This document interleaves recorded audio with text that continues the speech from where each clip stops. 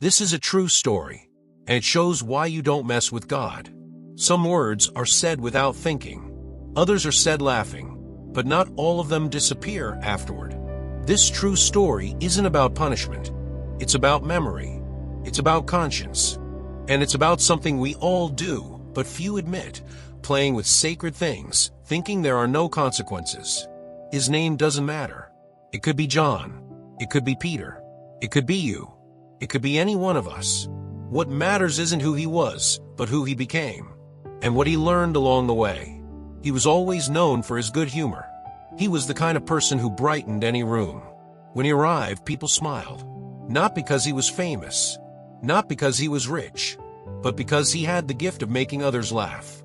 He was the kind of person who made jokes in any situation, even when the environment called for respect, even when the moment was delicate.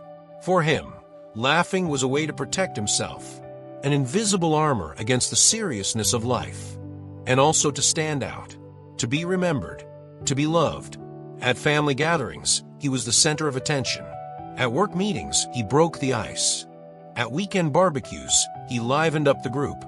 Even in more serious moments like funerals or hospitals, he found a way to bring lightness. "It's better to laugh than to cry," he would say. And people agreed, because in a way, he was right. But there was something he didn't realize, something that went unnoticed by everyone around him. He had no limits.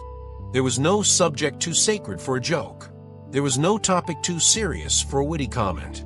And, little by little, this became a problem. Not for others, but for himself. When someone talked about God, faith, or spirituality, he didn't confront them. He wasn't aggressive. He wasn't one of those who discussed religion angrily. He simply joked. He made quick comments, smiles, looks of complicity, as if to say, "I know you take this seriously, but I don't need to." Nothing aggressive, nothing offensive, apparently. He didn't ridicule people. He didn't mock other people's faith, but he didn't completely respect it either. For him, faith was for weak people. Prayer was for those who had no control over their own lives. Church was for those who needed emotional comfort. He didn't need any of that, or at least that's what he thought. The people around him didn't confront him, because he was well-liked, because he was funny, and because, deep down, many thought the same way. So, when he uttered a phrase about prayer or made a joke about miracles, people laughed, or they remained silent. But nobody said anything, and he interpreted this silence as approval, as if to say, "See, they think so too." But silence isn't always agreement. Sometimes it's just respect, or discomfort. On one specific occasion, during a quiet conversation, everything changed. Not dramatically, not with thunder or signs, but subtly, in the way that the most important things usually happen. It was a Sunday afternoon. The family was gathered. Coffee brewed, cake on the table, children playing in the yard. That kind of ordinary moment that we don't value when we have it. Someone, his aunt, mentioned that she was going through difficulties, health problems, financial issues, worries about her children. And she said, sincerely, "But I've been praying a lot, and I know God will help me." He was sitting there, listening, and without thinking much, he said, if prayer solved everything, nobody would go through hardship. The table was silent for a few seconds. Some laughed nervously. Others looked away. His aunt gave an awkward smile and changed the subject. He noticed the reaction, but he didn't care. For him, it was just a phrase, a logical observation, a truth that nobody wanted to admit. He took another sip of coffee. He went back to talking about soccer, and the afternoon continued normally. But that phrase didn't disappear. It was said, it was heard, and without him knowing, it was recorded, not just in the memory of others, but somewhere inside himself. The days passed, weeks, months. Life went on as normal. Work, family, commitments, fun. He remained the same. Funny, beloved, good-humored, making jokes, taking life lightly. But something began to change, not from the outside in, but from the inside out. Small things, situations that before he would easily resolve, began to get complicated. First, it was work. An opportunity that seemed certain simply didn't happen. Then it was his health. Nothing serious, but bothersome, persistent, unexplained pains, constant fatigue, tests that showed nothing wrong, but he knew something wasn't right. Then came the family issues. Arguments, estrangements, misunderstandings. Nothing catastrophic, but enough to make him restless. He tried to solve everything alone, as he always did. After all, he was the guy who had control over his own life. The guy who didn't need anything or anyone. But for the first time, he felt he was losing that control. And that scared him. And that's when it began. The echo. In moments of silence alone, that phrase began to return. If prayer solved everything, no one would go through hardship. He was driving. The phrase appeared. He was trying to sleep. It came back. He was in the shower. There it was. At first, he ignored it. It's just a random memory, he thought. But the phrase wouldn't disappear. It persisted, like a song stuck in your head, like a memory that doesn't want to go away. He tried to push it away. He played loud music in the car. He distracted himself with series, social media, anything. But in moments of silence, there it was again. If prayer solved everything. It wasn't an accusation. It wasn't a voice saying you were wrong. It was just the phrase, coming back, echoing, as if it had a life of its own. One day, desperate, he decided to try. Not because he believed, but because he had nothing left to lose. He closed the bedroom door. He sat on the edge of the bed, and he tried to pray, but the words wouldn't come out. He didn't know what to say. He didn't know how to begin. God. He tried, but the word got stuck in his throat, as if something was preventing him from continuing. It wasn't fear. It wasn't shame. It was a blockage he himself had created. Years of jokes, years of disbelief, years of subtle mockery. All of that had built an invisible wall. And now, when he needed to cross it, it was too solid. He gave up, not in anger, but with deep sadness. Because for the first time in his life, he realized he had lost something. Something he never knew he had. There was no voice from heaven. There was no sign. There was no miracle. There was only awareness. And awareness, when awakened, doesn't shout. It whispers. He began to review everything he had said over the years. Not only about God, but about life, about people, about himself. He understood that words have weight, even when said laughing, even when they seem harmless, because words don't disappear into thin air. They enter the mind. They shape thoughts. They create realities. He had played with something sacred, not because he wanted to offend, but because he thought he could, because he thought he was too smart to need faith, too strong to need help, too controlled to need prayer. And now, when he needed it, he discovered that he had shut himself off, not as divine punishment, but by his own words. He didn't become a religious fanatic. He didn't start preaching in the streets. He didn't become a pastor or a missionary. But something changed. Profoundly. He began to choose his words better, to think before making jokes, to respect what is sacred to others, even if it wasn't to him. When someone mentioned prayer, he no longer laughed. When someone spoke of faith, he listened in silence. When someone shared a difficulty and said they were praying, he simply replied, "I hope things get better." It wasn't falsehood. It was respect. Respect for something he had underestimated, and which he now understood to be greater than he imagined. Today, he remains a good-humored person. He continues to make people laugh. He continues to bring lightness to environments. But there is a difference. He chooses his words more carefully, because he learned silently that not every joke is forgotten, and that some words, even light ones, remain, not as an accusation, but as a memory, as an echo, as a lesson. He learned that there are things in life that shouldn't be joked about, not because someone forbade him, but because This story doesn't end with a miracle. It doesn't end with a dramatic conversion. It ends with awareness. And perhaps that's more powerful, because it's not God who punishes us for the words we say. It's ourselves. When we block what is sacred, we don't block God. We block our own ability to access Him. So think, what words have you been saying? What jokes have you been making? What have you been frivolous about? Because one day, when you need what you mocked, it may be too late. Not because God has turned away, but because you yourself have turned away. You don't joke with God, not because He is vengeful, but because He is real. And what is real deserves respect. If you've made it this far, thank you. Thank you for dedicating these minutes of your life to listening to this story. Thank you for opening your heart to reflect on something you may never have thought about before. If this story touched you in any way, don't keep it to yourself. Share it with someone who needs to hear it. Leave your comment below telling us what you felt. And if you're not yet subscribed to the channel, subscribe now and activate the bell. Because every week I bring real stories like this one. Stories that transform, that teach, that make us stop and think. May God bless your life, and may you never forget. Some lessons we only learn when we stop to listen. Until the next video. This is a true story, and it shows why you don't mess with God. There are stories we tell to entertain. There are stories we tell to move us.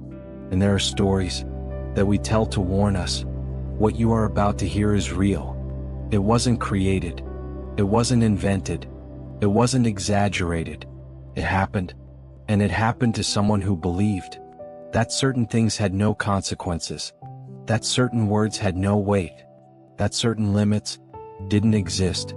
There are many things in this world that we can question, many ideas that we can debate, many opinions that we can disagree with, but there are limits that were established not by men, but by something much greater. And one of those limits is God. You may not believe it. You may have doubts. You may be searching for answers. That's human. That's understandable. But to mock, to arrogantly challenge, to treat the sacred as a joke, that's different. Our character didn't have a different name. He didn't have an extraordinary story. He wasn't famous nor influential. He was just a man, an ordinary man. He woke up at 6 in the morning every day. He drank his coffee without rushing. He left for work before 7. He returned in the late afternoon tired. He ate dinner in front of the television. And he went to sleep thinking about the next day. A routine, a life, an existence like so many others. But there was something about him. Something that became clear when certain subjects came up. Something that revealed itself in the way he spoke, in the way he laughed. He didn't take faith seriously. And more than that, he didn't respect those who did. Whenever someone talked about faith, he rolled his eyes. When someone mentioned prayer, he smiled wryly. When the subject was God, he simply laughed. To him, all of that was weakness. People who needed emotional crutches. People who didn't have the courage to face reality. He would say with conviction, "Faith is for those who are afraid to live." And he would add, "I don't need an imaginary God to feel safe." When friends talked about miracles, he would interrupt. Coincidences, nothing more. When colleagues commented on spiritual experiences, auto-suggestion, cheap psychology. But his favorite phrase, the one he repeated most often, the one he thought was the most intelligent, was this: "If God exists and is as powerful as they say, He knows where to find me." And he laughed. He found his own audacity amusing. He felt courageous, superior, free. What he didn't know is that words have weight, even when said in mockery. Especially when said in mockery. The people around him reacted in different ways. Some laughed along uncomfortably. Others quickly changed the subject. Some tried to argue but gave up. And there were those who simply remained silent. A heavy silence. A silence that spoke louder than 1,000 words.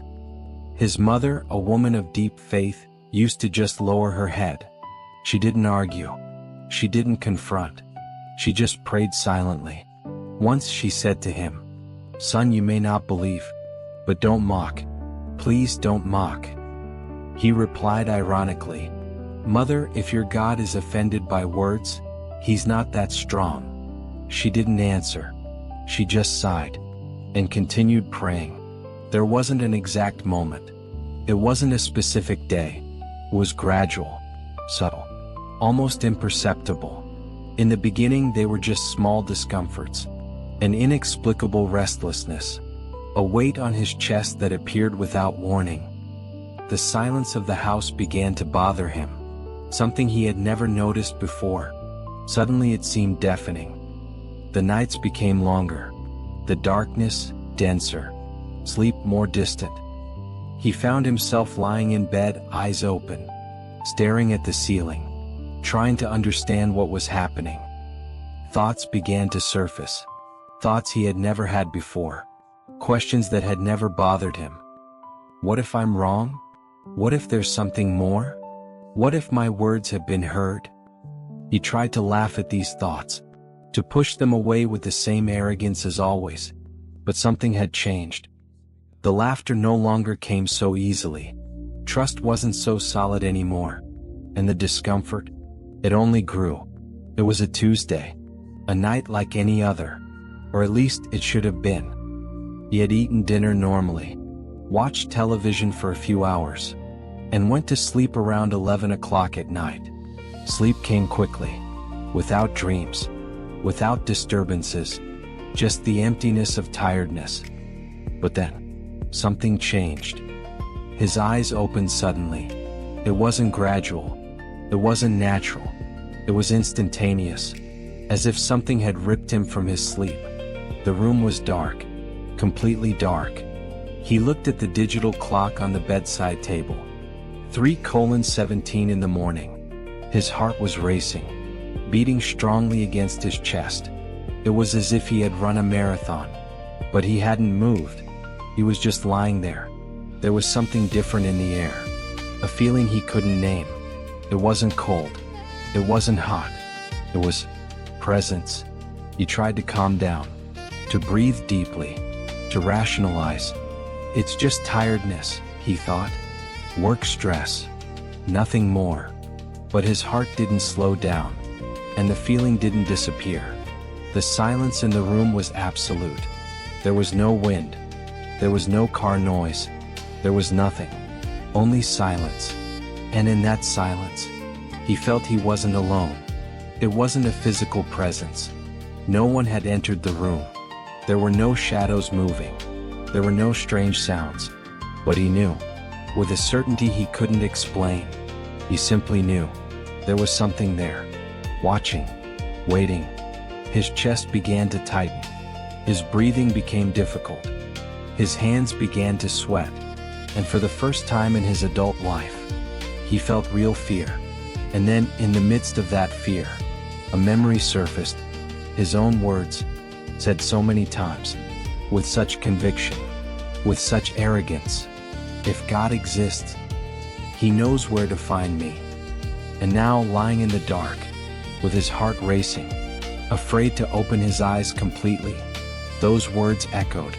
He had defied, he had mocked, he had laughed, and now, maybe, just maybe, he had been found. He had never prayed. He didn't know how. He didn't know the right words. He hadn't memorized any prepared phrases. But at that moment, with fear consuming every cell of his body, with the invisible presence filling the room, he didn't need a manual. He didn't need a ritual. He didn't need a church. He just spoken. It was a whisper, almost inaudible, trembling, sincere. If the Lord is there. Pause. Deep breath. Tears beginning to form in his eyes. Help me. That's all. 2 words. Simple, direct, true. And then, he waited. There was no light from heaven. There was no thundering voice. There were no angels or visions. But something changed. The fear didn't disappear immediately, but it began to diminish, slowly, gradually. The feeling of presence was still there, but it had changed in nature. Before it was threatening. Now it was different. He couldn't explain it, but he felt it. His breathing began to normalize. His heart slowed. The muscles relaxed. And for the first time in weeks, he managed to sleep. A deep sleep. No nightmares. No restlessness. When he woke up, the sun was already high. He had slept in late, something rare for him. For a moment, lying in bed, he tried to remember if it had been a dream, if that early morning had really happened. But there was no doubt. It had been real as the pillow under his head, as real as the air he breathed. He woke up different. He couldn't explain how, but something inside him had changed. The arrogance had left, and in its place, there was respect. The days that followed were of silent observation. He began to notice things he had previously ignored. The sunrise through the window, the bird song in the morning, the complexity of a simple flower, things that had always been there, but that he had never truly seen.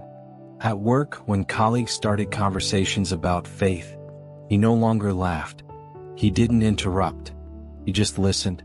When someone mentioned prayer, he didn't make jokes. He remained silent, respectful. His mother was the first to notice. On a Sunday visit, she asked, "Son, you're different. Has something happened?" He hesitated. How could he explain something he didn't fully understand himself? How could he put into words an experience beyond words? Finally, he simply said, "I was wrong, Mom. About many things." She didn't ask anything else. She just smiled, and silent tears streamed down her face. As the weeks passed, he began to understand some things. He understood that God doesn't need to prove anything, that his existence doesn't depend on our understanding, that his greatness isn't diminished by our doubt. He understood that faith isn't a spectacle. It isn't a light show. It isn't entertainment. He understood that mockery isn't courage, that challenging the divine isn't bravery, that laughing at the sacred isn't intelligence. It's just ignorance. He understood that there are forces in this universe that can't be seen with the eyes, that can't be touched with the hands, that can't be explained by science, but that can be felt deeply, undeniably. For the first time in his life, he picked up a Bible, not to mock, not to criticize, but to read. And he found passages that seemed written for him. Do not be deceived, God is not mocked. The fear of the Lord is the beginning of wisdom. Be still and know that I am God. Each word seemed to resonate. Each verse seemed like an answer. Each chapter seemed like a revelation. This story doesn't speak of punishment. It doesn't speak of divine retribution. It doesn't speak of a vengeful God. It speaks of limits. There are limits in the universe, physical limits that we know, the speed of light, gravity, the laws of thermodynamics. But there are also spiritual limits, limits we don't see, but which are equally real. And one of these limits is respect for the sacred. This story speaks of consciousness, of the moment we realize that we are smaller than we thought, that the universe is bigger than we imagined, and that there are mysteries that deserve reverence. We live in an age of skepticism, an age where everything is questioned, an age where mockery is seen as intelligence, social media full of jokes about faith, television programs ridiculing believers, people competing to see who makes the most daring joke. And there are those who applaud, who find it funny, who consider it progress. But this story reminds us that some things are bigger than trends, bigger than opinions, bigger than ourselves. If you've made it this far, thank you for your attention. Perhaps you've never mocked God. Perhaps you've always treated faith with respect. Perhaps you are a person of deep conviction. Or perhaps you recognize yourself in this story. Perhaps you've laughed when you shouldn't have. Perhaps you've mocked when you should have respected. Perhaps you've treated the sacred as a joke. If it's the second case, know that it's not too late. God doesn't need our excuses, but we need our humility, not out of fear, but out of conscience, because in the end, what we do with words matters. What we do with the faith of others matters. And how do we deal with what we don't understand? It matters. This is not a story to scare you. It's a story to warn you, to remind you, to raise awareness. There are things in this world that you don't play with, things that deserve our reverence, our respect, our humility, and one of those things is God. You don't play with God. If this story touched your heart, share it with someone who needs to hear this message. This is a true story, and it shows why you don't mess with God. There are stories that aren't told aloud in churches. Stories that don't end with glittering miracles or dramatic conversions before crowds. Some stories happen in the silence of the soul, where no one else can see, where God works not with thunder, but with whispers that echo for decades. This is the story of Marcos Tavares, a man who defied God out of pride and discovered that the divine answer came not as punishment, but as a slow and painful awakening that would transform every fiber of his being. Marcos Tavares was 38 years old when it all happened. In the eyes of the world, he was the perfect portrait of success, a successful businessman in the construction industry in Fortaleza, owner of 3 companies, married to Juliana for 15 years, father of 2 children. His trajectory was recounted as an example in the city's business meetings. The son of a humble bricklayer and a seamstress from the Bom Jardim neighborhood, Marcos grew up watching his father leave at 5 in the morning and return at 7 at night, his hands calloused and his body bent over by the weight of the cement bags. His mother, Dona Maria, was a woman of deep faith. Every morning, even before the sun rose, she knelt before a small, makeshift altar in the living room and prayed for her 3 children. "My son, whatever you achieve in life, thank God first," she would say, holding Marcos' rough hands when he was still a boy. "Alone, we are nothing." But Marcos saw those words differently. He saw poverty, struggle, bills that didn't add up at the end of the month. He saw his father aging rapidly, while his bosses grew rich from his sweat. From an early age, a decision crystallized in his heart. He would be different. He would be rich. He would be powerful. And he would achieve it all with his own hands. At 16, he started working as a bricklayer's assistant. By 18, he was already a foreman. At 23, with a risky loan and a lot of audacity, he opened his first small construction company. 10 years later, he was already one of the most respected businessmen in Fortaleza. Each victory reinforced his conviction. He didn't need anyone, not even God. Dona Maria continued praying. She continued inviting her son to church on Sundays. Marcos rarely went, only so as not to hurt her feelings, but he sat on the church bench with his mind occupied with spreadsheets, projects, and negotiations. When the pastor spoke about humility, about recognizing that everything comes from God, Marcos felt a growing unease within him. It's easy to talk about humility when you don't have bills to pay, he thought. It's easy to say that God gives everything when you haven't gone hungry. The challenge didn't happen in a planned way. It wasn't a calculated moment. It was an explosion of pride accumulated over years, a storm that had been brewing in the depths of his soul. It was a Tuesday in March 2019. Dona Maria had been hospitalized for 3 days, battling severe pneumonia. At 72 years old, her frail body resisted, but the doctors were not optimistic. Marcos spent his days divided between the hospital, the office, and the most important project of his career, a luxury condominium on Barramar that, if completed, would make him one of the richest businessmen in Serra. That afternoon, he was alone in the hospital room with his mother. She was sleeping, connected to tubes and monitors that beeped monotonously. Marcos held her hand, so small and thin now, and felt a tightness in his chest that he couldn't name. That's when the pastor of his mother's church entered the room. Pastor Enrique was a 60-year-old man with gray hair and a serene voice. He and Dona Maria had been friends for decades. "Marcos," he said softly, after praying silently beside the bed, "your mother is a warrior of faith. God will take care of her." Marcos nodded, saying nothing. "You know," the pastor continued, "she always prays for you. She always asks God to touch your heart, that you recognize where all your strength, all your achievements come from." Something inside Marcos broke.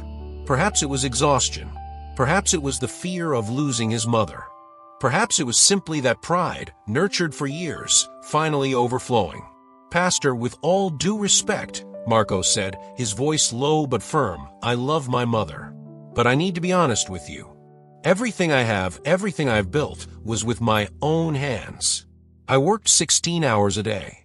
I took risks that others didn't dare. While others prayed, I studied. While others waited for miracles, I made them happen."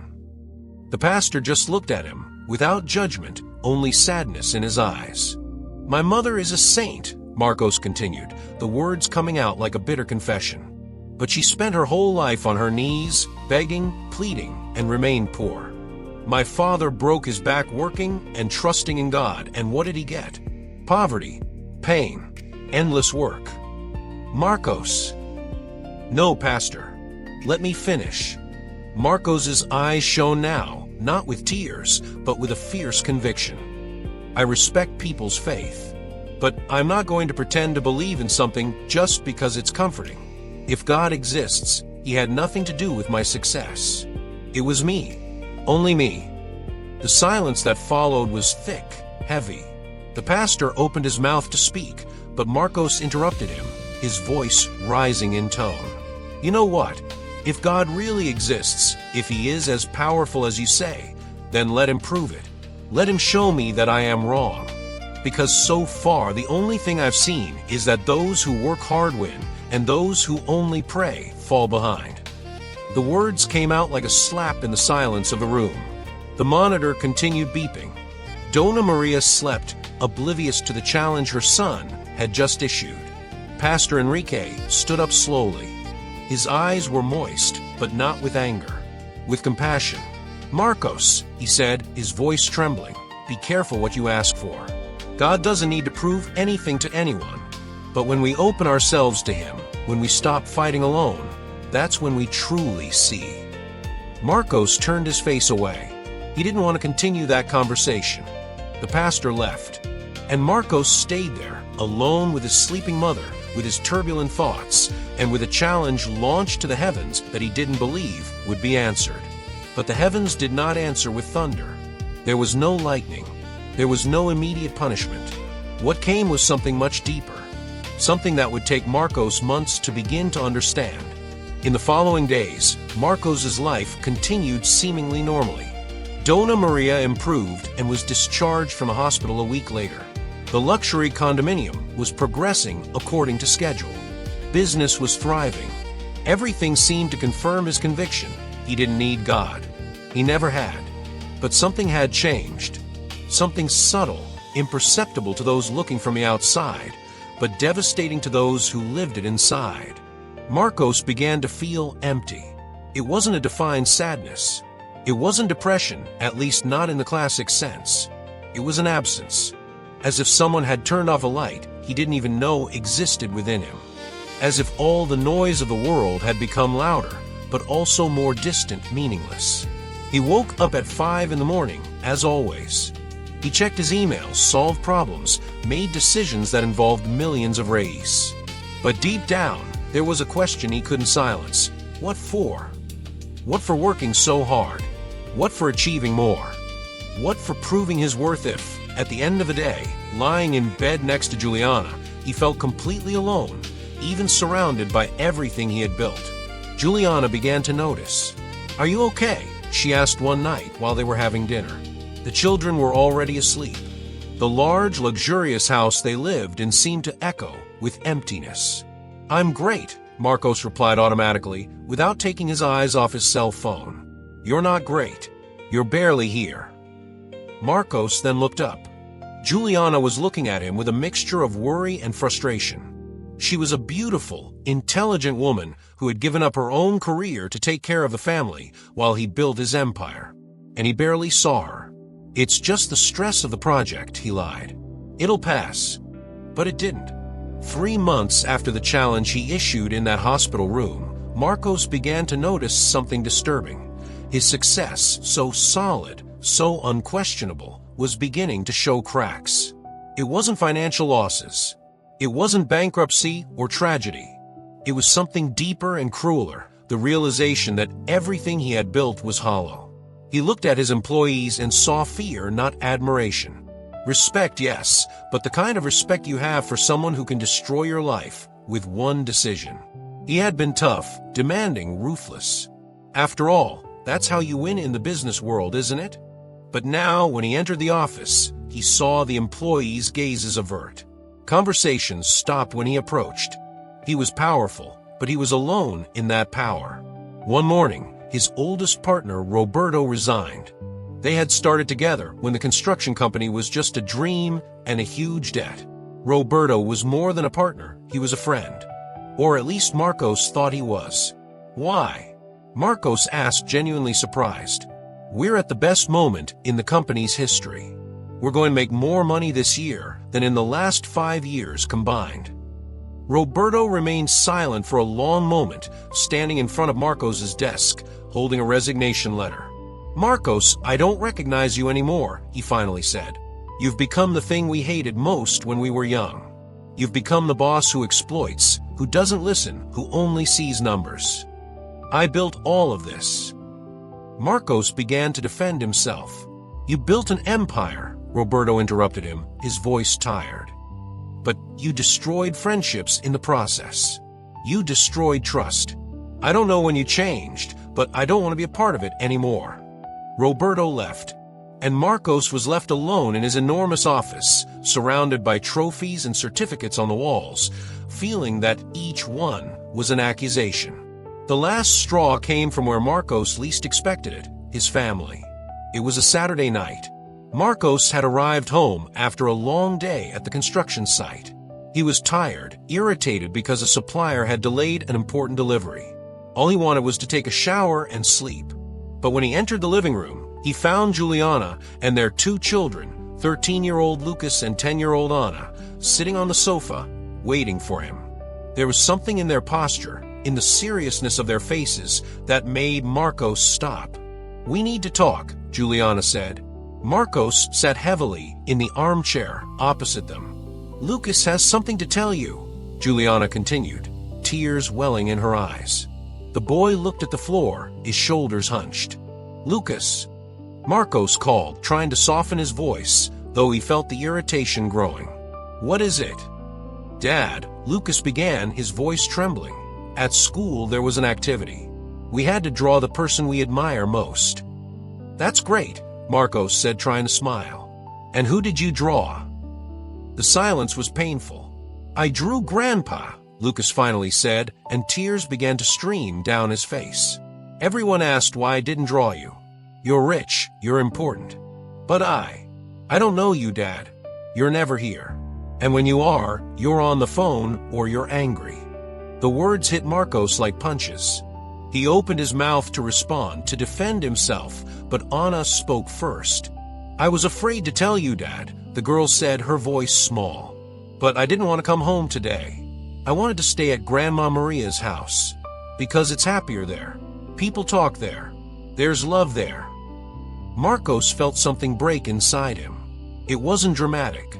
There was no sound, but was definitive, like a mirror falling to the floor and shattering into 1,000 pieces. I did everything for you, he whispered, his voice hoarse. Everything. I worked so that you would have the best, so that you would never go through what I went through. We didn't want the best, Lucas said, raising his red eyes. We wanted you. Juliana then stood up and approached Marcos. She knelt in front of him, held his hands. Marcos, I love you. But I'm losing you. The boys are losing you. You're so busy proving that you're strong, that you're capable, that you forgot to live. You forgot to be happy. I am happy, Marcos said, but the tears that began to fall from his eyes belied his words. No, love. You are not. And I don't know when you stop being. That night, Marcos couldn't sleep. He lay in the dark, staring at the ceiling, feeling the weight of everything he had built crushing his chest. At 3 a.m, he got up. He went downstairs silently and went to the garage. He sat in the car without starting the engine, just there in the dark and the silence. That's when everything crumbled. The tears came violently, uncontrollably. Marcos cried like he hadn't cried since he was a child. He cried for his hard childhood. He cried for his father who had died 2 years before without Marcos having time to tell him how much he admired him. He cried for his mother whom he had hurt with his words. He cried for his children who didn't know him. He cried for his wife whom he was losing. And he cried for himself, for the empty man he had become. "I don't know who I am anymore," he whispered to the emptiness of the car. "I don't know why I'm doing all this. I don't know." That's when his mother's words returned. Those words he had despised all his life. "Alone, we are nothing." And for the first time, truly for the first time, Marcos understood. He had spent his entire life trying to prove that he didn't need anyone. Not God, not people, nobody. He had built an empire, yes, but he had built it alone. And loneliness was the only thing he had truly managed to create. His challenge to God had not been answered with punishment. There were no lightning strikes. There were no misfortunes. God had responded in a much deeper way by allowing Marcos to truly feel what it meant to be alone. Completely alone, even surrounded by everything. And it was unbearable. "I was wrong," Marcos said aloud to the void, to God, to himself. "I was wrong." There was no answer, only silence, but it was a different kind of silence. Not empty, but expectant, as if something were waiting, as if a door were being opened, and it was up to him to decide whether to enter or not. The next morning, Marcos did something he hadn't done in 15 years. He went to church midweek. He didn't go to see the pastor. He didn't go to ask for forgiveness or make promises. It was simply because he didn't know where else to go. The small church in his mother's neighborhood was empty at that hour of the morning. Only an elderly woman was cleaning the pews. Marcos went in and sat on the last pew in the corner, like an intruder in foreign territory. He stood there, silent, looking at the simple altar, at the crucifix on the wall. And for the first time in decades, he prayed. Not with pretty words, not with dramatic pleas, just with brutal honesty. "I don't know if you're listening. I don't know if I care, but I need help. I don't know what to do anymore. I built everything, and I have nothing. I'm lost. Please, help me find myself." There was no voice from heaven. There was no mystical feeling.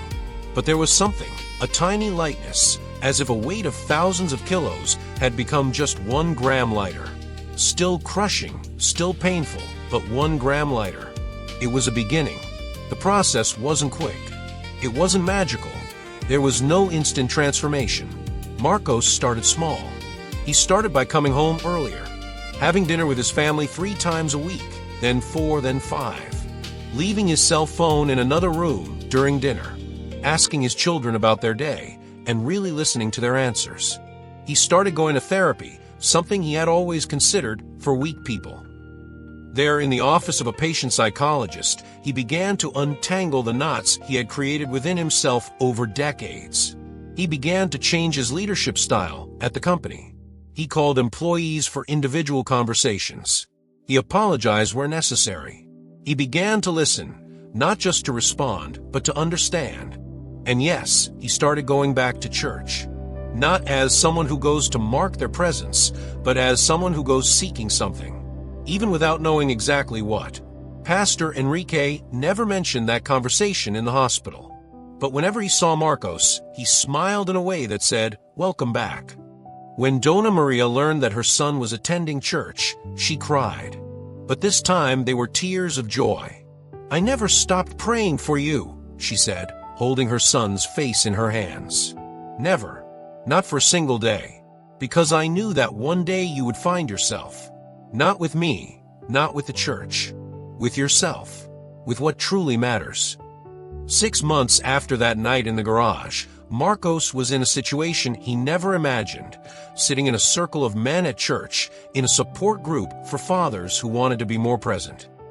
Marcos Tavares, the successful businessman, publicly admitting that he didn't know how to be a father, that he had failed, that he needed help. A year later, he sold one of his companies. Not out of financial necessity, but by choice.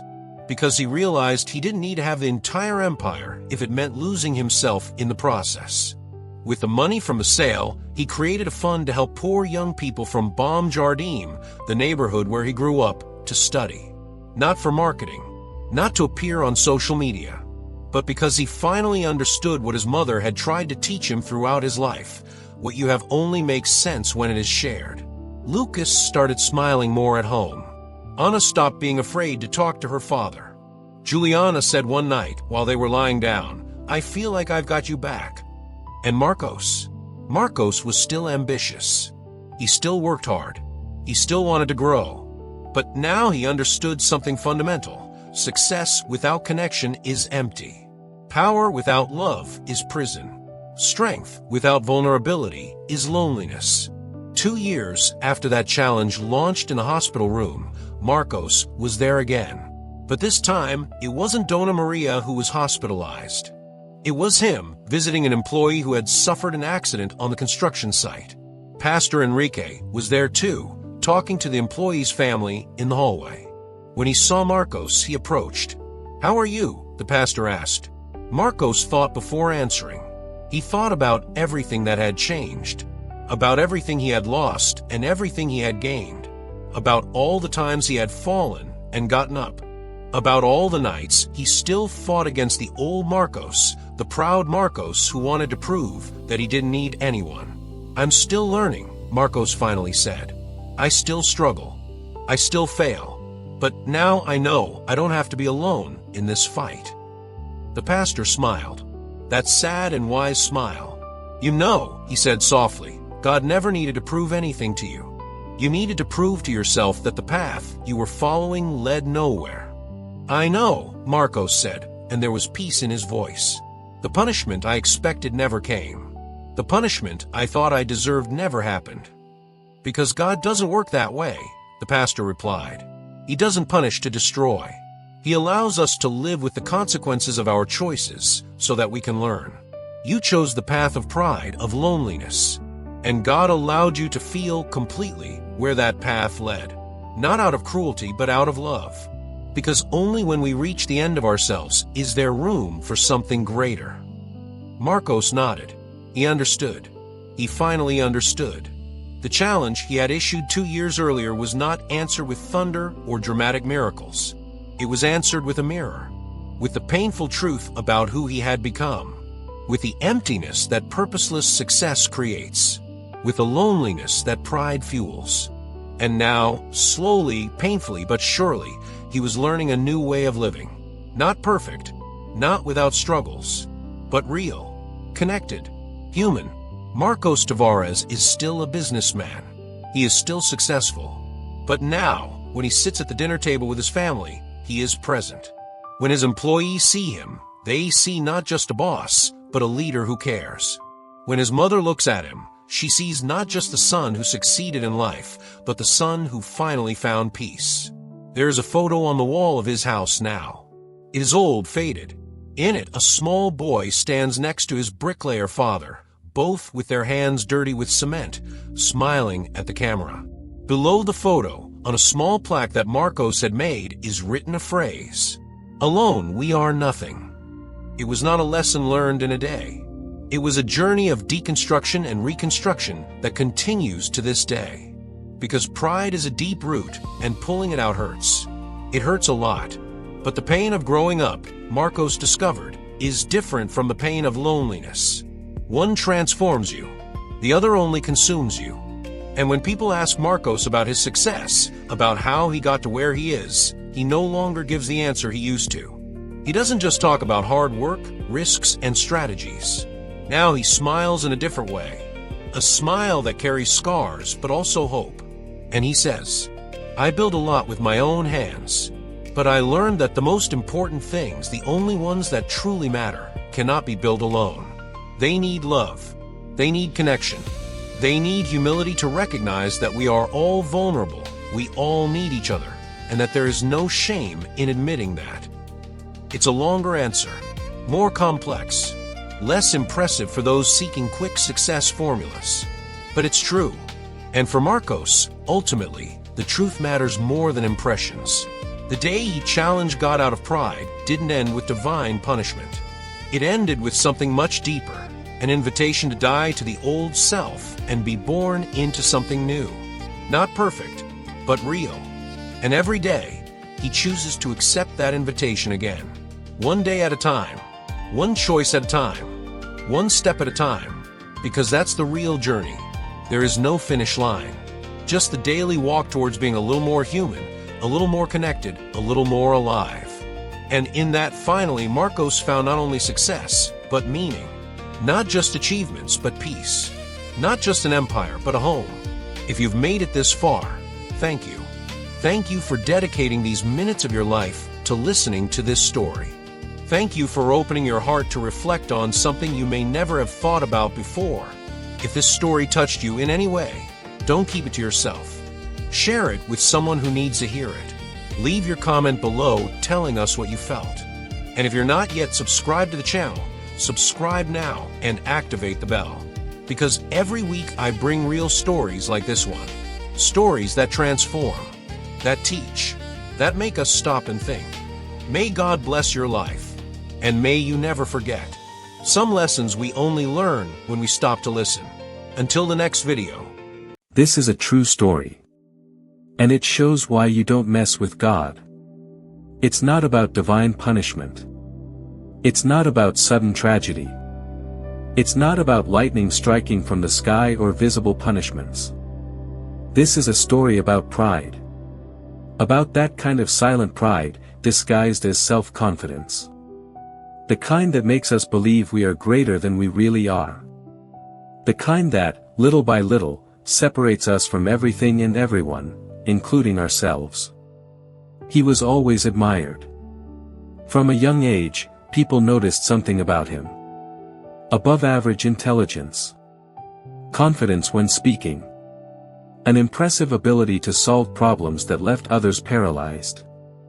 In school, he was the student who understood everything the fastest. In college, the one who stood out without much apparent effort. At work, the employee who rose quickly, who received praise, who was consulted when important decisions needed to be made. He built a solid career. He earned respect. He has accumulated achievements that many only dream of achieving. And with each achievement, something grew inside him. It wasn't malice. It wasn't a desire to hurt anyone. It was simply the certainty that he was in control. That his hands were steady. That his mind was sufficient. That, in the end, he needed nothing but himself. People used to listen to what he said. In meetings, his opinions were expected. In conversations, his words carried weight. When he spoke, there was a respectful silence around him. And he liked that. He liked the feeling of being heard. Of being considered. Of being seen as someone who knew what he was doing. Over time, this feeling transformed into something deeper. A need. A need to constantly prove that he was right. That he was capable. That he didn't depend on anything or anyone. He wasn't an atheist in the classical sense. He didn't deny God's existence with anger or revolt. He didn't discuss theology. He didn't debate with believers trying to destroy their beliefs. In fact, he said he respected those who believed. He said this sincerely, or at least he thought he did. But there was always a second part to that sentence. Always. I respect those who believe, but I never needed it. Or else. Everyone has their own faith, but I got this far on my own. And the most common. If God exists, it never made a difference in my life. These words weren't said aggressively. They were said calmly. With the same confidence he used to talk about any other subject. But there was something behind them. Something he didn't realize, but that the people around him felt. It was pride. Not the obvious, noisy, arrogant pride. But the subtle pride. The kind that hides behind polite phrases. The kind that uses the word respect while silently diminishing what it claims to respect. When someone told him how faith had helped them through a difficult time, he listened. But mentally he was already formulating a response. Interesting, but I've been through tough times too, and I solved them with my own strength. When someone thanked God for an achievement, he smiled. But he thought. You worked hard. It was you. You don't need to attribute this to anyone else. He didn't say these things out loud. But he thought them. And thoughts, when repeated long enough, become words. And words eventually become actions. It was at a dinner party. Nothing extraordinary. Just friends gathered, light conversation, laughter. Until someone mentioned God. I don't remember the exact context. Maybe someone thanked God for the food. Maybe they mentioned a prayer. It doesn't matter. What matters is that the conversation naturally slid to the topic of faith. And he, as always, had an opinion. It started gently. Diplomatically. He said he respected all beliefs. That he thought it was important for people to have something to lean on. But then came the turning point. That phrase that always came up. But this time, with more emphasis. Look. I respect those who believe. Truly. But let's be honest. I got to where I am completely alone. I never asked for divine help. I never felt any presence. And, honestly. He paused. He looked around the table. And finished. If God really exists. He hasn't made any difference in my life. The silence was immediate. It wasn't a comfortable silence. It wasn't agreed. It was that kind of heavy silence that arises when someone says something that shouldn't have been said. But he didn't realize it. Or he did it and didn't care. After all, he was just being honest. Just expressing his truth. At least that's what he thought. The conversation moved on to other topics. No one confronted anyone. No one argued. But something lingered in the air. And, inside him, something else lingered too. A strange feeling. Not exactly guilt. But, discomfort.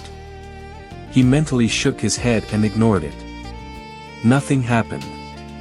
Absolutely nothing. No lightning struck.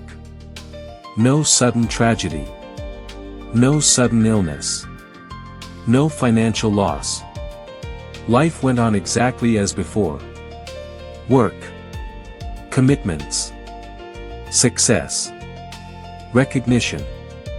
And that reinforced his certainty. See? Nothing changed. Because there's nothing to change. He even laughed to himself a few times, remembering the worried expressions of some friends at that dinner. As if God would care what any human being says or doesn't say. As if there were any consequences for words. But, little by little, something began to change. Not on the outside. On the inside. At first, it was imperceptible. Just a slight discomfort. A nameless restlessness. He was busy, so he ignored it. But the feeling persisted. It grew. It wasn't sadness. It wasn't fear. It wasn't regret. It was emptiness. A strange emptiness that appeared at the most unexpected moments. In the middle of an important meeting, when everyone agreed with him. During a professional achievement that should have brought him joy. At night, before sleeping, when the silence of the house became too loud. Even surrounded by people, he felt alone. Even busy, he felt purposeless. Even successful, he felt small. The weeks turned into months. And the emptiness grew. He tried to fill this void the way he always filled any discomfort, with work. He accepted more projects. He took on more responsibilities. He kept himself constantly busy. But it didn't work. For the first time in his life, achievements brought no satisfaction. He would receive praise and feel nothing. He would finish an important project and think, so what? People continued to respect him, admire him, consult him. But his own words began to sound empty to himself. He spoke with the same firmness as always. But internally, he felt he was just repeating memorized phrases. Like an actor who has performed the same play 1,000 times and forgotten what the words really mean. He began to avoid deep conversations. He preferred superficial, safe topics that didn't require reflection. Because reflection brought discomfort. And discomfort brought questions. Questions he didn't want to answer. It was an ordinary night. Friday. End of another work week. He arrived home tired, as always. He prepared something simple for dinner. He sat on the sofa. He turned on the television. But he couldn't pay attention. He turned off the TV. Silence. That silence that used to be relaxing, but now was deafening. He picked up his cell phone. Scrolled through social media without really seeing anything. He put the phone aside. And stayed there. Alone with himself. For the first time in a long time, without distractions. And it was at that moment that the phrase returned. That phrase he had said months ago, with such conviction. If God exists, it never made a difference in my life. But this time, it sounded different. It didn't sound strong. It didn't sound true. It sounded empty. He found himself thinking. Did I really get this far alone? And for the first time, honestly, he didn't know the answer. He thought about the opportunities he had. The right people who appeared at the right times. The health he always had. The doors that opened when others closed. Was it really just his own merit? Or had there been something more? He shook his head. No. That's weakness. That's looking for easy explanations. But the doubt remained. And with the doubt came something he hadn't felt in years. Insecurity. In the following days, he couldn't stop thinking. He mentally revisited his entire life. The achievements that had brought him so much pride began to seem smaller. Not because they weren't important. But because he realized he had built his entire identity on them. He was his achievements. He was his success. He was the admiration he received. Take that away from him, and what's left? That question terrified him. Because, for the first time, he didn't have an answer. He began to observe the people around him with different eyes. Those he had always seen as dependent on God. Those who gave thanks, who prayed, who attributed their victories to something greater than themselves. He had always seen them as weak. As people who needed emotional crutches to cope with life. But now he saw something different. He saw peace. A peace he didn't have. He saw purpose. A purpose he didn't feel. He saw connection. A connection he had lost, if he ever had one. And he realized something devastating. That all his self-sufficiency, all his strength, all his conviction, didn't make him strong. They made him alone. Pride is a strange armor. It protects, but it also imprisons. And his armor was beginning to weigh him down. One night, alone again, he did something he never imagined he would do. It wasn't dramatic. It wasn't theatrical. He simply stopped. He stopped distracting himself. He stopped running away. He stopped convincing himself that everything was all right. And he remained silent. Not ordinary silence. But that profound silence, where there is nowhere to run. And in that silence, he admitted. He admitted he was tired. He admitted he felt empty. He admitted that, perhaps, he wasn't as self-sufficient as he believed. He didn't say a formal prayer. He didn't know how. He just acknowledged. He acknowledged that there was something bigger than him. Perhaps, just perhaps, he hadn't arrived there completely alone. Perhaps that phrase he uttered with such conviction had been more pride than truth. And with that realization, something broke inside him. Not painfully, but liberatingly.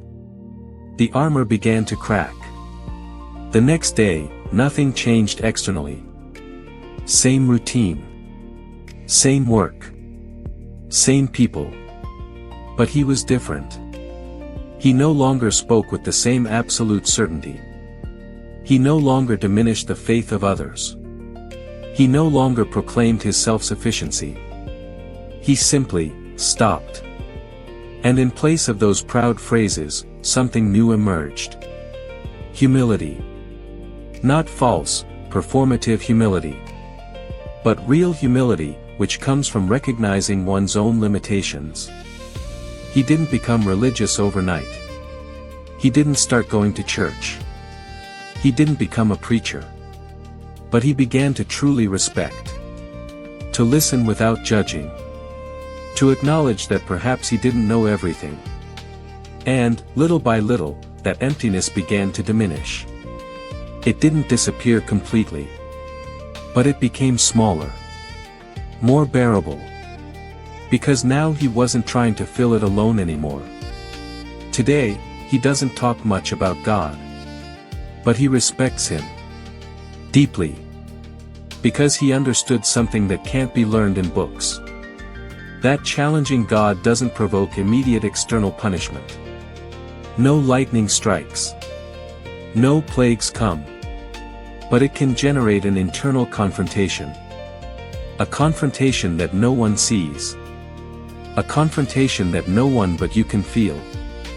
And this confrontation, sometimes, is deeper than any visible consequence. He learned that some words don't return as punishment. They return as reflection. And reflection, when true, changes more than any punishment could. Pride made him believe he was greater than he was. Humility made him realize he was smaller than he thought. And in that realization, paradoxically, he became greater. Because recognizing limits is not weakness. That's wisdom. You don't mess with God. Not because he will punish you. But because, eventually, you will have to confront yourself. And that confrontation reveals who you really are when you take off your armor. And we don't always like what we see. But it's necessary to see. Because only after seeing can we change. And only after changing can we finally find peace. If you've made it this far, thank you. Thank you for dedicating these minutes of your life to listening to this story. Thank you for opening your heart to reflect on something you may never have thought about before. If this story touched you in any way, don't keep it to yourself. Share it with someone who needs to hear it. Leave your comment below telling us what you felt. And if you're not yet subscribed to the channel, subscribe now and activate the bell. Because every week I bring real stories like this one. Stories that transform. That teach. That make us stop and think. May God bless your life. And never forget this. Some lessons are only learned when you stop to listen. Until the next video. This is a true story.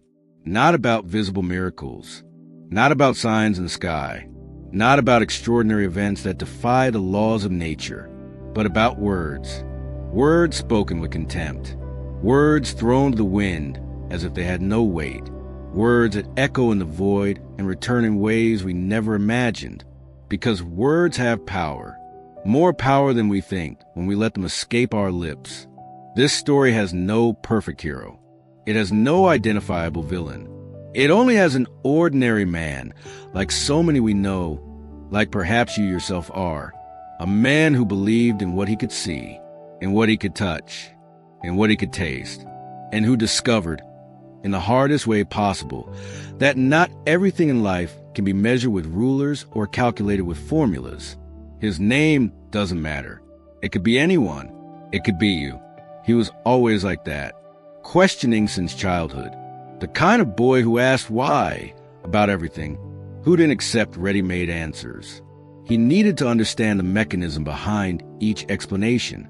At school, he was the first to raise his hand when something didn't make sense. Teachers sometimes admired him. Other times, they were annoyed, but he kept asking questions.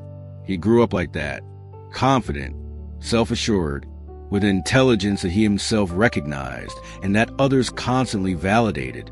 He passed the university entrance exam without difficulty. He graduated with honors. He built a solid career. For him, life was a logical sequence of causes and consequences. You study, you pass.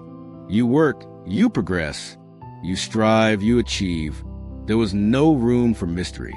There was no room for the inexplicable. And certainly there was no room for God. He liked to discuss, not aggressively, but intellectually. He liked to win debates with well-constructed arguments, precise references, impeccable reasoning. And when the subject was God, he felt even stronger, because there in that terrain, he had something that others didn't have, absolute certainty.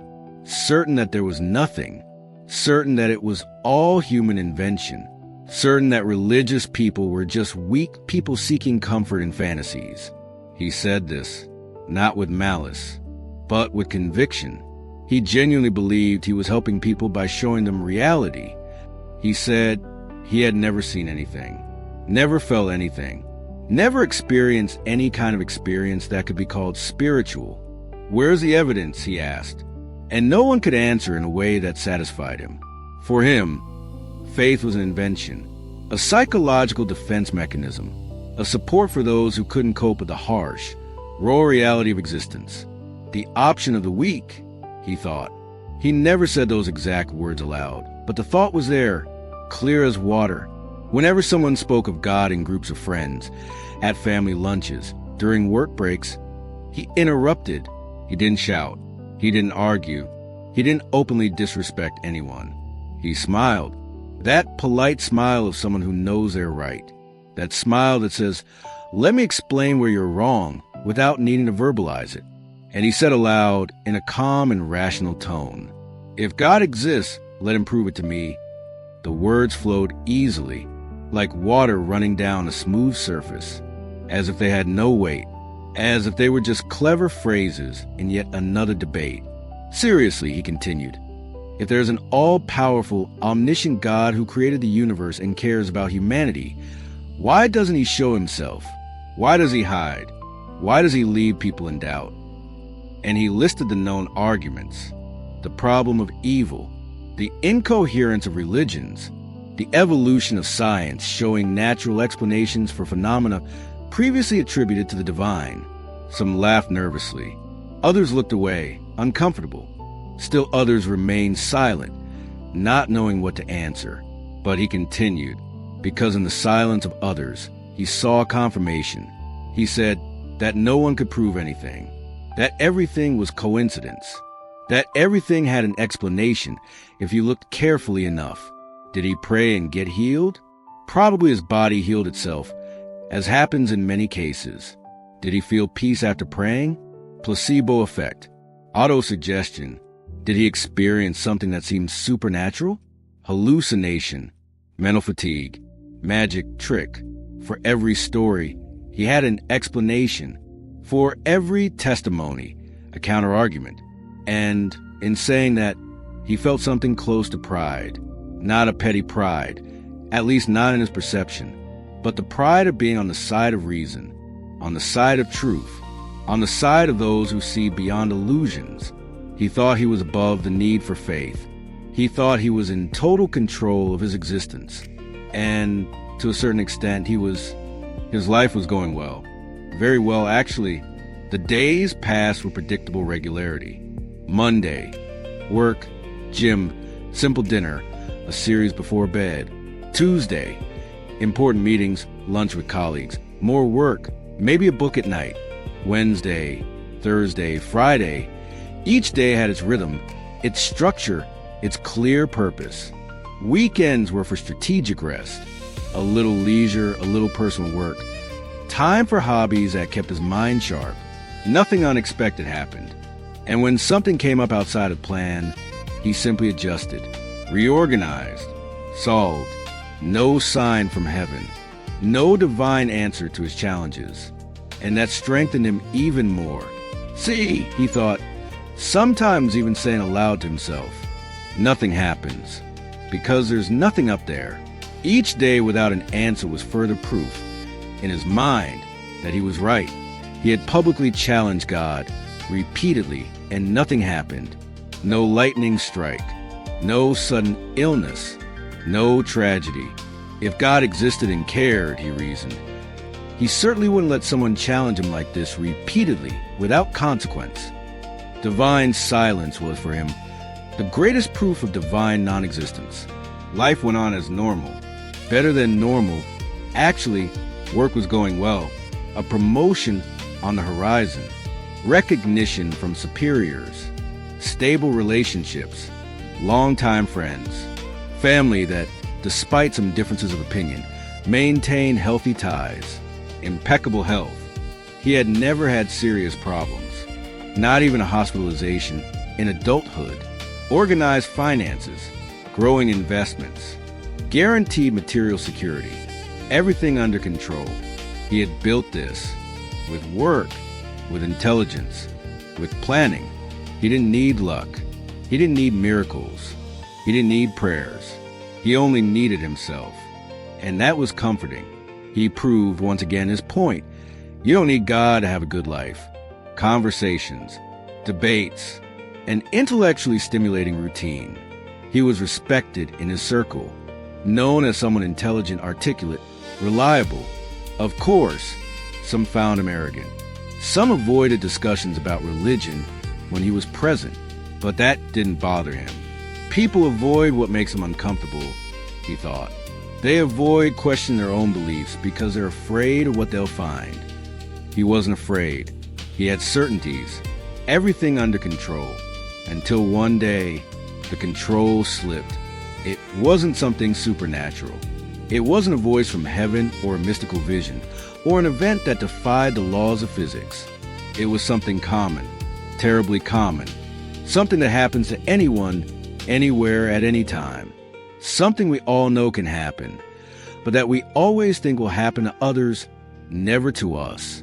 A serious problem, unexpected, sudden, relentless. The specific details don't matter so much. It could be health-related. It could be financial. It could be professional or family-related. But the effect is always the same. The ground disappears beneath your feet. For him, it was something health-related. It started with minor symptoms, which he ignored because he was strong, because he was healthy, because his body had always functioned perfectly. Then it became harder to ignore. A doctor's appointment. It's probably nothing, but let's investigate. Tests. Some worrying results. Let's do more tests. More tests. We need to talk about the options. And then that moment that divides life into before and after, the diagnosis. I won't describe exactly what it was, but it was serious. The kind of thing that can't be solved with willpower or intelligence or planning. The kind of thing that brutally reminds you that you don't have as much control as you thought. He tried to maintain his composure.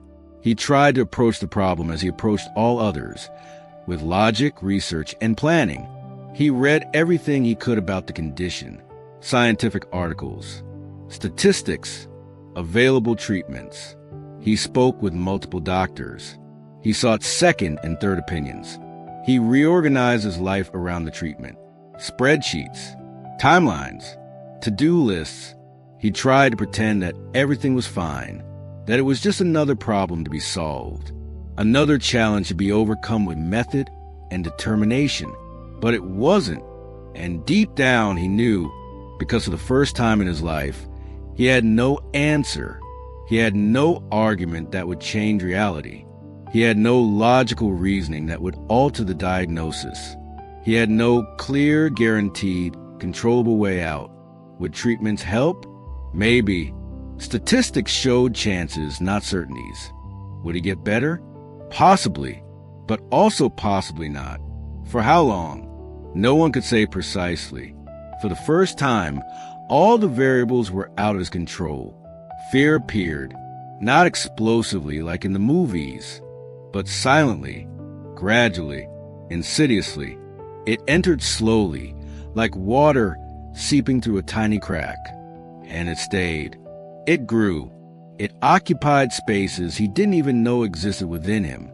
Fear of pain, fear of loss, fear of the unknown, fear of not being prepared, fear of having wasted time, fear of having lived wrong, and worse, fear of being alone. Completely, utterly alone in all of this. His friend visited. Of course. Family called regularly. Colleagues sent messages.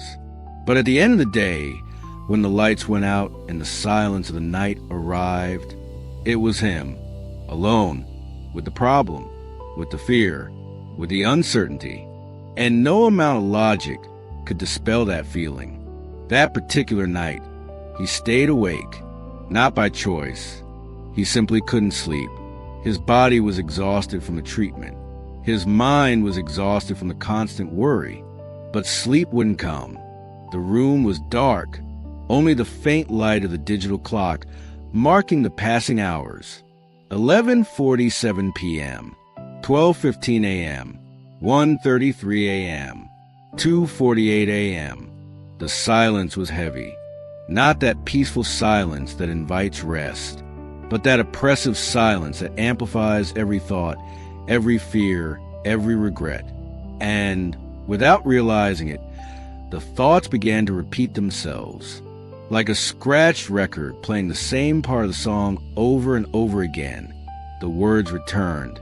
If God exists, let him prove it to me.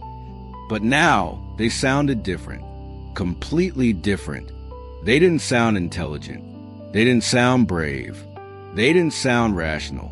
They sounded empty, hollow, arrogant in a way he had never perceived before. He wondered something he had never allowed himself to wonder before, something his pride had always blocked. What if I'm wrong? It wasn't a philosophical question. It wasn't an intellectual exercise. It was genuine, raw, terrifying. What if there is something beyond what I can see and measure? What if those people I ridiculed are right? What if God exists and I challenge him repeatedly, publicly? Pride tried to react. That familiar inner voice, which had always protected him, tried to make itself heard. That's weakness. You're just scared. It's normal to seek comfort in difficult times, but it doesn't mean it's real. You're regressing. You're falling into the trap you always criticize in others. Keep your head. Keep your logic. But exhaustion spoke louder. Tired of pretending to be in control. Tired of carrying everything alone. Tired of being strong when you don't feel strong. Tired of being alone in that oppressive silence. For the first time in decades, he didn't want to prove anything. He didn't want to argue. He didn't want to debate. He didn't want to be right. He just wanted help. He didn't know how to ask. He had never needed it before. Or maybe he always needed it, but never recognized it. He didn't know how to pray. He had never learned. He never thought it was necessary. He always considered it a useless exercise. But he spoke in the darkness of that room, alone, scared, humiliated by his own fragility. He spoke without technique, without pretty phrases, without rehearsed words or memorized verses. He spoke as one who no longer has the strength to pretend. He said only in a hoarse whisper, "If the Lord exists, I don't know what to do." Long pause, trembling breath. I've spent my whole life saying I don't need you, that I don't believe in you, that you're an invention. Another pause, but I'm scared, and I don't know what to do, and I can't stand being alone in this anymore. The words came out awkwardly, broken, honest in a way he had never been honest before. I don't know if I deserve it. I don't know if I should ask. I don't even know if I'm talking to someone or just to the void. Tears began to fall, silent at first, then stronger, But if you exist, please, I need someone. I can't stand being alone anymore. There was no immediate answer, no audible voice, no supernatural light, no tangible presence. But something happened, something subtle, something internal, something that cannot be measured or proven, but that was real. His breathing, which had been rapid and shallow, slowed. The tightness in his chest, which seemed to crush his ribs, lessened. The tension in his shoulders, carried for weeks, began to loosen. And for the first time in days, maybe weeks, he cried. He didn't cry from fear, although the fear was still there. He cried from relief. Relief at finally letting go, at not having to be strong, at not having to have all the answers. Relief at not being, perhaps, as alone as he thought. There was no physical miracle that night. The diagnosis didn't change. The symptoms didn't disappear. But something changed in him. Something fundamental. A door he had kept locked his whole life began to open. Just a crack, but enough for something to enter, or for him to finally get out of where he was trapped. In the following days, the problem didn't disappear. The treatment continued. The side effects too. The uncertainty about the future remained. But he changed. Not drastically. Not overnight in a miraculous transformation. But gradually, subtly, profoundly, he began to notice things he had never noticed before. The kindness of the nurse who always had an encouraging word. The care of the doctor who, in addition to treating the disease, treated the person. The support of the family who, despite all past disagreements, were present. The friends who didn't have answers but offered their presence. He began to understand that perhaps God didn't answer in the way he always demanded. Not with spectacular signs, not with scientific proof, not with demonstrations that satisfied his need for empirical evidence, but through small things, subtle things, easily ignored if you're not paying attention, an inexplicable peace in moments of pain, a strength that didn't come from him when he no longer had his own strength, synchronicities that could be coincidence, but that seemed carefully orchestrated. He timidly began to pray again, not elaborate prayers, not complex rituals, just conversations, honest, simple. Thank you for another day. Help me get through this. I don't understand what's happening, but I trust I'm not alone. And surprisingly for him, it did help, not magically, not by eliminating the suffering, but by making it bearable. He no longer spoke arrogantly about God. He no longer issued challenges. He no longer debated to win. When someone mentioned faith, he listened. He really listened, instead of just waiting for his turn to speak. When someone shared a spiritual experience, he no longer automatically dismissed it as an illusion. I don't know, he began to say, and he discovered that it was okay not to know. He realized that faith is not proof. It's not a mathematical equation. It's not a replicable scientific experiment. It's surrender. It's trusting when there's no certainty. It's believing when there's no visible evidence. It's continuing when there are no guarantees. And this, paradoxically, requires more courage than the skepticism he had always practiced. Because it's easy not to believe. It's safe. It's comfortable. It puts you in control. But surrender, trust, have faith, that requires vulnerability. And vulnerability was what he always avoided. He understood something simple yet profound. God doesn't need to be provoked. He doesn't need to prove anything to anyone, because he is not on trial. We are. It is not God who needs to reveal himself according to our demands. It is we who need to open ourselves to the possibility of his presence. And pride doesn't sustain anyone in difficult times. Intelligence doesn't cure diseases. Logic doesn't dispel fear. Arguments don't fill the void. But faith, somehow inexplicably, does something. Not always in the way we want. Not always when we want. But it does. The months passed. The treatment had its ups and downs. Moments of hope alternated with moments of despair. But he continued, one day at a time.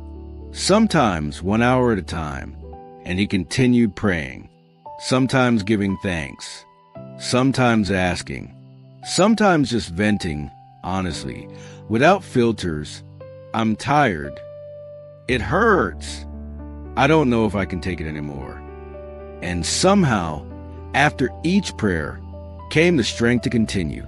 Not necessarily physical strength, but strength of spirit, determination that didn't come from within.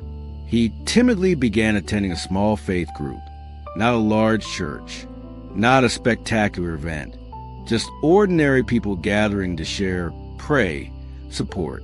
At first, he felt out of place, like an imposter, like someone who didn't deserve to be there.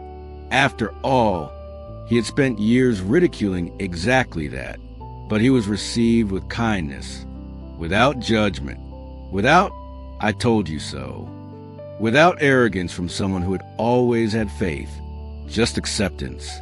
And that broke something in him. It broke the last resistance, the last barrier of pride. He cried again, but this time, not alone in the dark, surrounded by people, hands on his shoulders, words of encouragement, sincere prayers. He felt, perhaps the first time in his life, part of something bigger than himself. His vocabulary changed. He no longer used, "if God exists."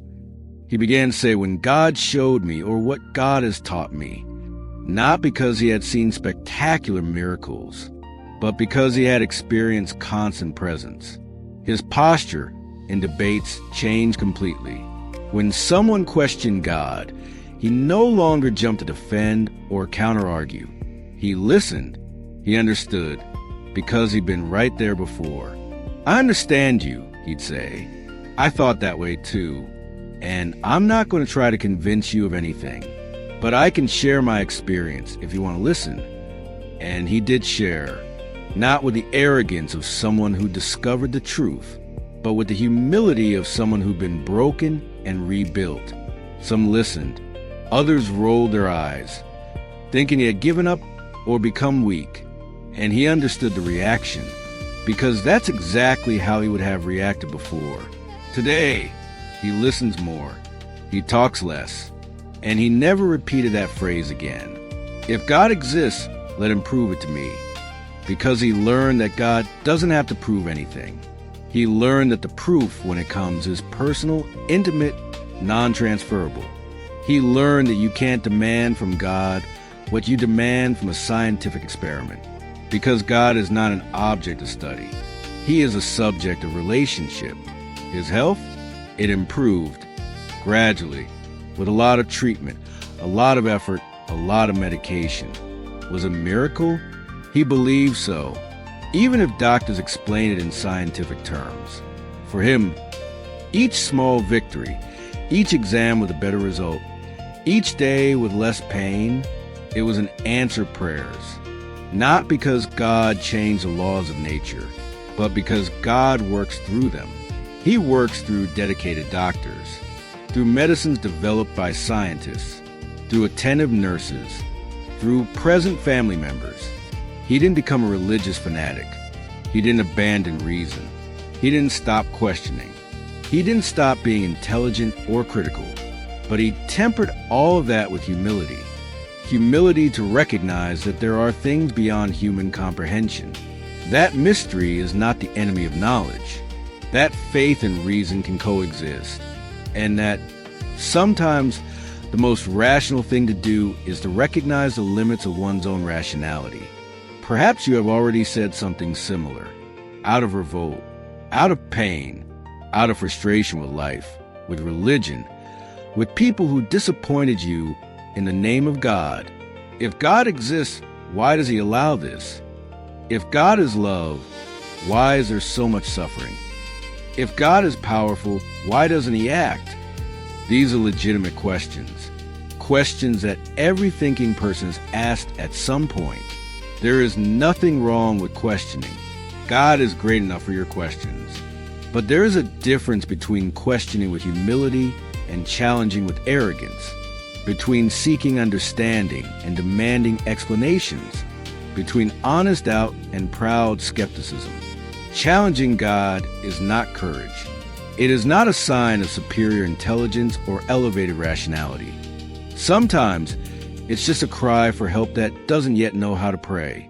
It's a cry disguised as an argument, a search disguised as rejection, because it's safer to reject than to risk believing and being disappointed.